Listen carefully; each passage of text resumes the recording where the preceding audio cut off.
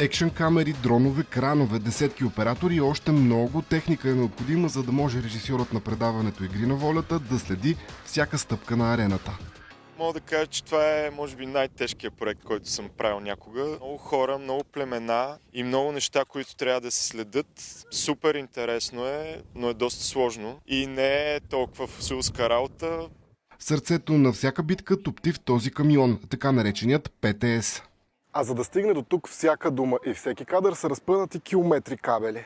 Но като всеки жив организъм и Игри на волята не могат само с техника. Затова Васил е тук. Аз съм техните очи, крака, ръце, каквото се сетите, правя всичко. Аз давам зора на участници, на екип, да стават нещата максимално бързо. А докато племената мерят сили на арената, около нея се спазват железни правила.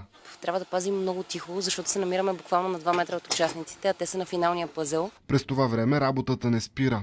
И докато участниците играят на терена, десетки оператори и техници водят неравна битка с играта. Без ярки дрехи, за да не разсейват претендентите за 100 000 лева и, разбира се, без храна.